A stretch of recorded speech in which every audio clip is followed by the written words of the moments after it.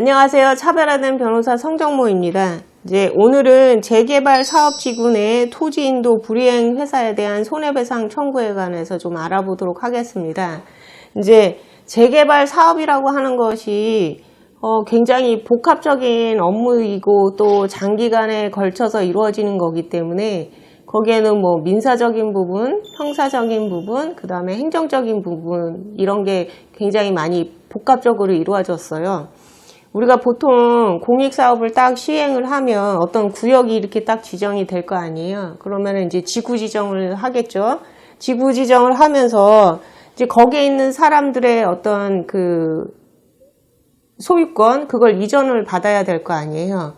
이제 이전을 받으려고 하면은 이제 보통 조합 같은 데서, 조합에서 이제 이전을 받으려고 하면 협상을 해야 되는 거잖아요. 매매계약 같은 거, 이런 거를 체결을 해야 되는데, 그러니까는 그게 이제 원만하게 매매계약을 체결하는 경우도 있지만, 그게 이루어지지 않는 경우에는 이제 수용이라는 절차가 들어갑니다. 수용이라고 하는 것은 공권력을 행사해서 타인의 소유권을 이제 강제적으로 취득하는 거죠. 그래가지고 이제 보통 지방토지수용위원회나 아니면 이제 관할에 따라서는 중앙토지수용위원회 이제 이런 데에서 그 사업을 시행하는 시행자가 내가 이 사람하고 협의 취득하려고 계속 노력을 했지만 서로 협의가 이루어지지 않았습니다. 그러니 이 소유권에 대해서 수용할 수 있게 해달라라고 해서 수용 재결을 신청을 합니다. 그러면 이제 토지수용위원회에서는 보통 몇 개 기관의 그 감정평가 기관한테 각 토지 소유권이나 아니면 건물의 어떤 가치 이런 거에 대해서 감정을 합니다. 그래서 이제 몇 개 기관이 감정을 하면 그 평균치를 가지고서는 이제 보상금이 딱 결정이 되는 거죠. 그래서 저도 이제 충청남도 그 토지수용위원회 위원을 해봤던 경험이 있는데요. 그러면 이제, 우리가 이제 회의를 개최합니다. 그러면 이제 각 소유권의 어떤 가치에서 뭐 A의 사람은 얼마, 이제 재결 신청이 들어온 사람들, 그 다음에 이제 그 각 사람들이 뭐 자녀지를 매수해달라라고 하는 거 하고, 대부분 첫 번째는 내 보상금이 너무 현실에 맞지 않다. 그래서 보상금을 증액을 요구하는 경우가 거의 대부분입니다. 물론 개 중에서는 극소수로 수용 자체를 나는 인정할 수가 없다라고 하는 부분도 있는데요. 그러니까 대부분 이제 수용이라고 하는 것은 이제 기정사실화가 됐으니까 수용은 받아들이지만 이제 그 보상금 자체가 너무 터무니없이 부족하다라는 보상금 증감을 요구하는 경우가 거의 대부분입니다. 그 다음에 이제 일부 수용됐는데 나머지 자녀지 가지고서는 제대로 활용할 수가 없으니까 자녀지를 매수해달라. 그 다음에 뭐 여러 가지 조건을 얘기하는 경우가 많습니다. 이제 수용당하는 사람들이요.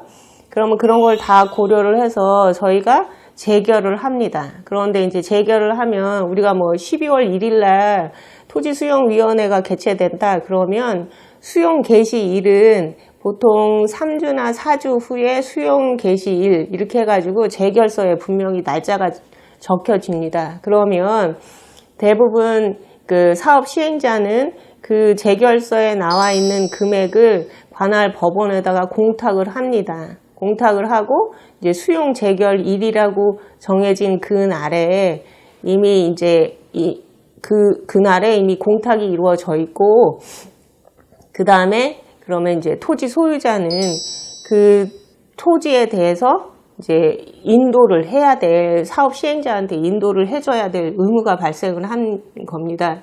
이것도 이제 서울고등법원에서 이루어진 사건인데요. 갑이라는 재개발 정비사업조합이 이제 정비구역 내에서 을이라는 회사가 있는데, 을이라는 회사 입장에서도 소유권 취득을 함에 있어서 협의가 이루어지지 않아서 이제 조합 측에서는 수용 재결을 신청을 했고, 그래서 수용이 됐어요. 그래서 수용 개시일이 있어서 그러니까 조합이 그거를 손실보상금을 공탁을 했어요. 그런데 이제 수용 재결일이 왔음에도 불구하고 회사가 토지를 인도하지 않았어요.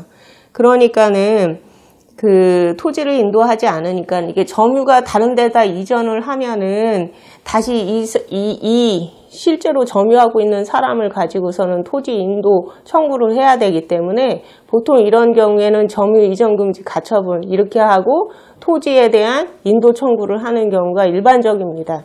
그래서 이 조합에서도 토지에 대한 인도 청구를 했고요.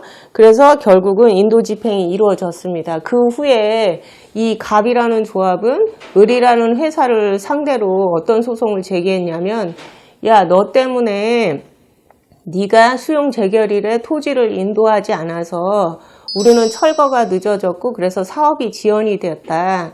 그러면 우리가 그 무슨 돈이 있는 것이 아니라 대부분 PF 자금이나 아니면 뭐 브릿지론이라고 해서 은행으로부터 거액을 빌려서 그 사업을 시행하는데 네가 이렇게 토지를 인도하는 시점이 늦어지면 늦어질수록 우리는 그러한 이자 비용, 금융 비용이 굉장히 많이 들었으니까 증가된 금융 비용 전부 손해배상해라 라고 해서 소송을 제기했어요.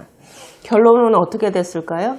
예, 법원 입장에서는 을 회사가 갑 조합에 손해를 발생시키는 건 맞다라고 판단을 했습니다. 을 조합은 내가 토지 인도가 좀 늦어진 건 맞다. 그런데 나만 인도가 늦었느냐. 그때 다른 건물도 인도를 하지 않고 있었기 때문에 꼭 그 손해가 나를 위해서 발생한 나 때문에 발생한 손해는 아니지 않느냐라고 당연히 주장을 했습니다. 그럼에도 불구하고 법원은 다른 건물이 아직 인도되지 않았다라고 해도 네가 인도를 하지 않아서 사업이 지연된 거 맞다.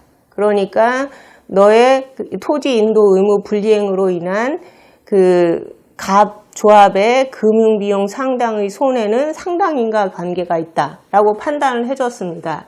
다만 그 금융비용이라는 게 굉장히 많지 않습니까?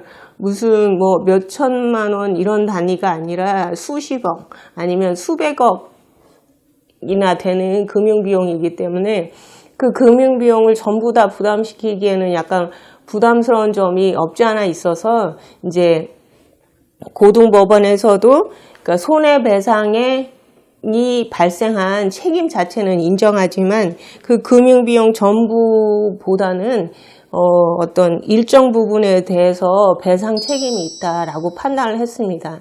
뭐 일정 부분에 대해서 배상 책임이 있다라고 해도 1,000만 원의 20%는 얼마예요?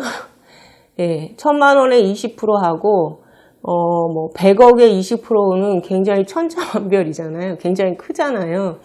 그렇기 때문에 그러니까는 이런 사건에서는 토지 수용 재결일에 토지를 인도를 하고 그 다음에 이제 보상금이 터무니없이 적다라고 하면 그 보상금 증액 소송이라고 하는 거를 행정 소송을 통해서 다툴 수 있는 여지가 있거든요. 그걸 당사자 소송이라고 하는데 그런 걸 다퉜어야지 이렇게 그 점유 이전 자체를 거부하면 나중에 손해배상 책임을 물을 여지가 있다라고 하는 거죠. 이런 사례는 이제 공익사업에서도 일반 뭐 본인이 갖고 있는 가옥을 수용당하는 경우에도 일반인들한테도 굉장히 많이 일어나요. 그래서 그 보상금이 대부분 현재 시세에 터무니없이 부족하다. 왜냐하면 그 재개발이나 재건축이 이루어지면 보통 거기서 살았기 때문에 그 근처로 이사를 가야 되는데 그 근처가 너무 가격이 너무 뛰어가지고 지금 보상금 받은 거 가지고서는 뭔가 전세를 구하거나 매매를 한다거나 이런 게 쉽지가 않아요. 그러니까는 뭐 그런 보상금 증액을 요구하는 입장에도 충분히 이해는 됩니다. 왜냐하면 주변 가격이 너무 올랐기 때문에. 그래서 그래도 이제 돈을 더 달라고 이제 인도를 거부를 하면 보통 LH 같은 경우에는 인도 단행 가처분 이런 걸 하면 나중에 그 분양권 자체를 주지 않는 경우가 그 내부 규정에 있기 때문에 인도 의무가 발생했음에도 불구하고 인도 의무를 거절을 하면 그에 따르는 불이익이 나한테 발생할 수 있다는 여지를 충분히 감안을 하시고 인도를 하고 나서 보상금 증액이든 뭐든 다른 법률적인 구제 절차를 밟을 필요가 있다라는 것을 말씀드리려고 오늘은 재개발 사업지구 내 토지 인도 불이행 회사에 대한 손해배상 청구 사건으로서 최근에 이제 하급심 법원에서 나온 판단에 대해서 설명드렸습니다. 좀 더 자세한 사항에 대해서 알고 싶으면 저한테 댓글을 달아주시거나 아니면 저희 사무실로 연락 주시면 자세히 설명드리도록 하겠습니다. 이상 차별화된 변호사 성정모였습니다. 감사합니다.